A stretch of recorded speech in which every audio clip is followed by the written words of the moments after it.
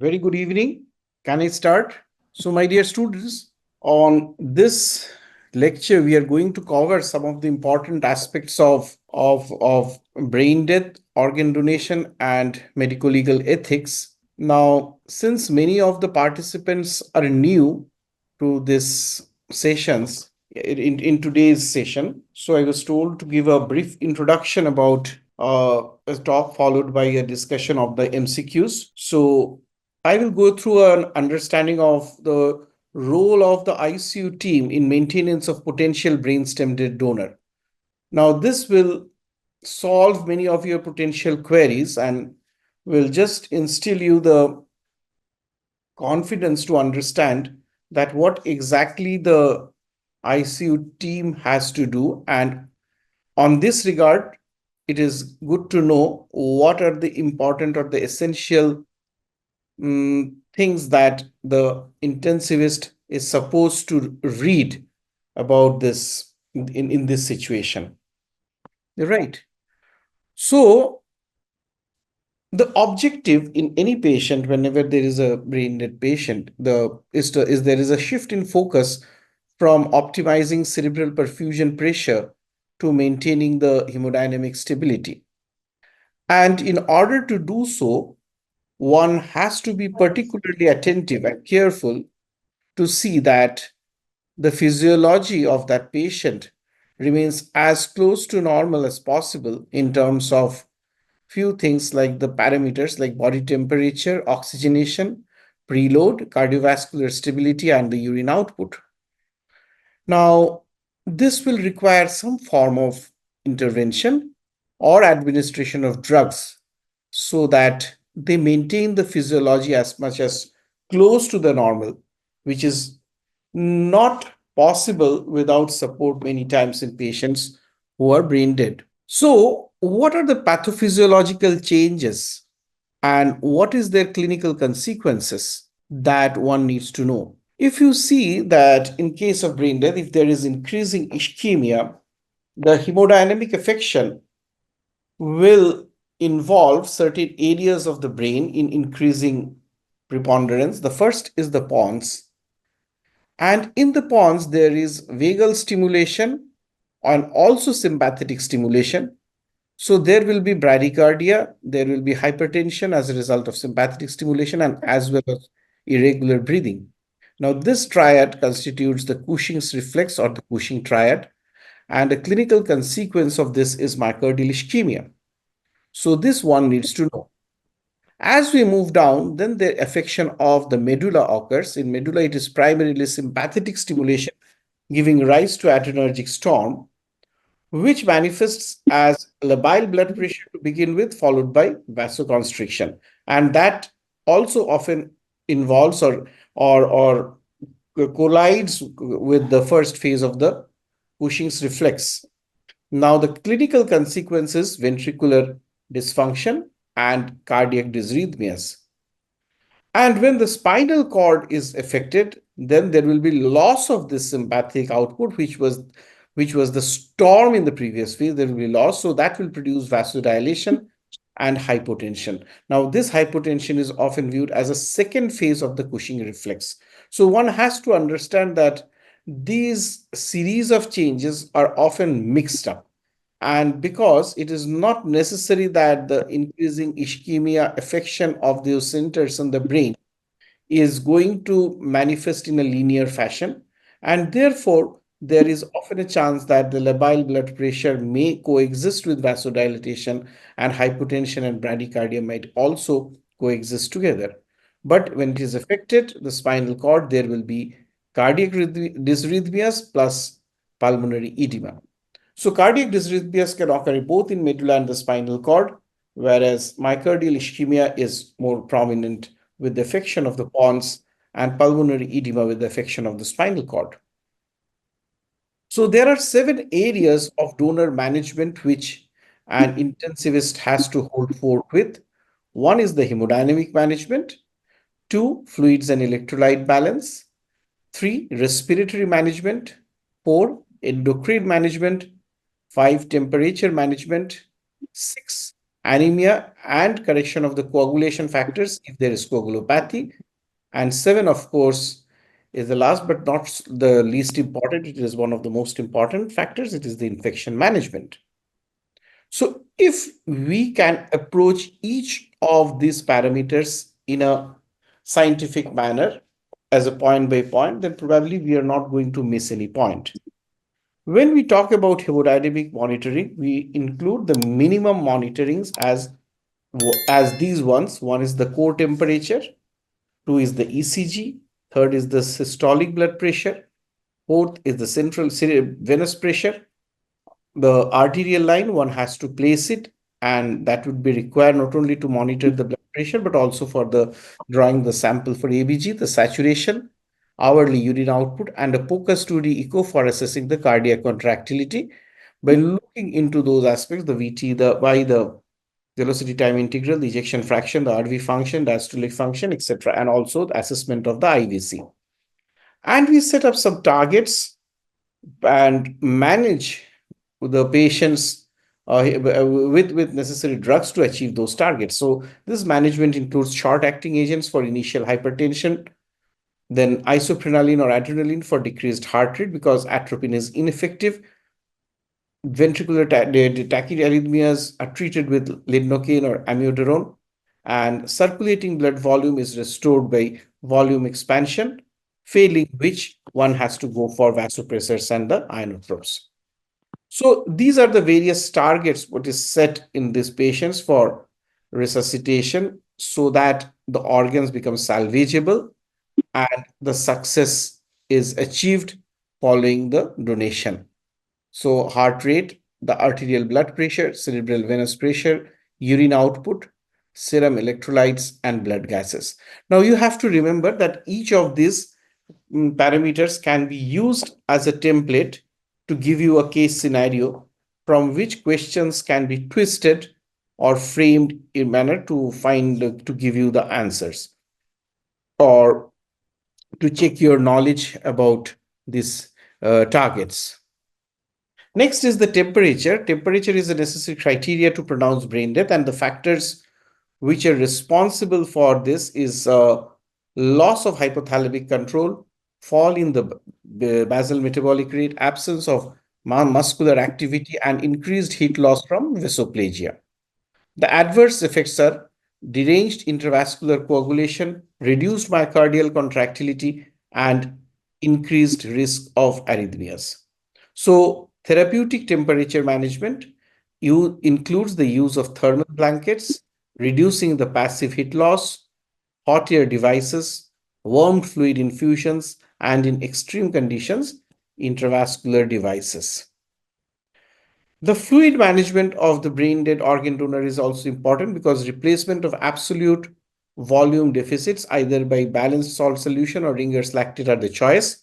Colloids are best avoided. 6% HES has been associated with a higher risk of delayed graft failure after renal transplantation, and hence it should be avoided, and it is recommended to use multiple inputs to assess fluid repletion rather than indicating any, depending on any particular indicator. So the fluid management is the maintenance of 0.545% saline with 20 milliequivalent per liter of potassium to be administered and to provide both the volumes and electrolytes and replace the urinary losses. If the sodium is more than 150, shift to 5% dextrose, monitor urine output on an hourly basis, and increase in the maintenance fluids as and when required. It is critical to not fall behind the urinary output. So the donor management goals mandates that the heart rate, mean arterial pressure, urine output, LV ejection, PF ratio, the central venous pressures, and the and the temperature should conform to these set guidelines. Now, wet or dry, if the donor's lungs are not being harvested, a fairly liberal approach to fluid resuscitation can be adopted. But if lungs are to be harvested, a cautious approach is required. Where the lungs are not being harvested, target CVP can be between 6 to 10 centimeter of water. Whereas if the lungs are harvested, a target has to be between 2 to 4. So again, you can see the crux that this information can be also used in the A type or K type questions or can be twisted, and the question can be framed to check whether you know this fact. Going to the respiratory parameters, the combination of raised hydrostatic pressures and the capillary damage in the pulmonary vascular imbalances, the Stirling forces across the endothelium, causes leakage of the plasma into the interstitium and alveolar spaces, which results in neurogenic pulmonary edema. The physiological pH, the targeting PaO2 of more than 100 millimeter mercury with the use of minimal FiO2, and an SpO2 of above 95% with a PaCO2 of between 35 to 40 is required. And lung protective ventilation attenuates the severity of the lung injury. So a protective ventilatory strategy bundles includes HERA positioning, limit excess fluids, diuretics if overloaded, tidal volume between 6 to 8 mils per kg of ideal body weight, PEEP equal to 8 to 10 centimeter water, plateau pressures less than 30, use a closed circuit for tracheal suction, and also monitor the chest X-ray, serial ABG, SpO2 with or without bronchoscopy if there are indications. The renal and electrolytes are important because we have to keep the targets of urine and maintain the normal electrolyte concentration, and have to monitor for that both the urine output and the serum electrolytes. And the management includes maintenance fluids. And if urine output is more than 4 ml per kg per hour, then can give desmopressin 1 to 2 mics or vasopressin infusion. The dose of desmopressin and vasopressin with acceptable urine output, that is of 30 to 200 ml per hour. The dose of desmopressin is 10 mics per nasal puff, or 1 to 2 nasal puffs every 4 hourly. Or vasopressin, you know that the dose is IV infusion at 0.5 to 2 units per hour. In terms of neuroendocrine system, posterior pituitary causes decrease in the ADH, so there is failure of urine concentration, giving rise to diabetes insipidus, and this is evident in 50 to 70% of during donor management. Anterior pituitary produces decrease in the T3, decrease in ACTH, and decrease in insulin, which leads to hypotension and cellular hyperglycemia. There is hemodynamic instability in a large number of patients, and also in a fraction there is metabolic acidosis. In the hypothalamus, there is loss of thermoregulation leading to hypothermia, and this accounts for nearly all the patients. So the management of endocrine dysfunction, again for pituitary failure, the anterior pituitary is more resistant than posterior pituitary. For diabetes insipidus, there is absolute deficiency of vasopressin, so we have to administer nasal puffs or IV vasopressin presumptively if 2 hours of urine output of more than 4 ml per kg hour have passed. Stop mannitol and Lasix if not done before. And vasopressin infusion is a rational choice because it achieves rapid correction of both hypotension and diabetes insipidus. So the diagnostic clinical criteria for central diabetes insipidus would be an increased urine volume and with the finding of more than 3 to 4 liters per day or more than 2.5 to 3 mils per kg per hour. Hypernatremia with a serum sodium concentration of more than 145 millimoles. Normal or increased serum osmolarity with a serum osmolality of greater than 305, and inappropriately dilute urine with the urine osmolality of less than 200 milliosmoles per kg or specific gravity of less than 1.005. Now, this is one of the very important steps one should know, the thyroid hormone replacement. So IV-T3 leads, that is a triiodothyronine, that leads to improvement in catecholamine responsiveness, better organ perfusion, and organ salvage rates.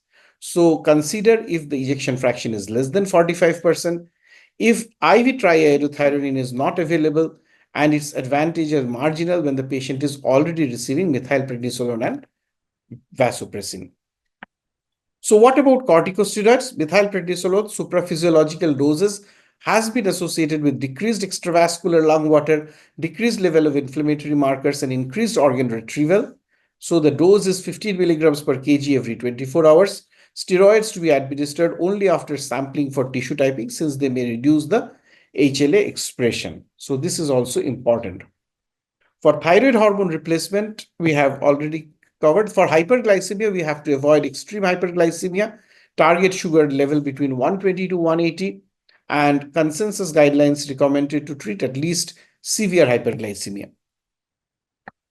And if you look into this hormone replacement therapy, you see the medication with regular insulin. If you put on a dose of 0.05 to 0.1 units per kg per hour of infusion, then it is quite appropriate.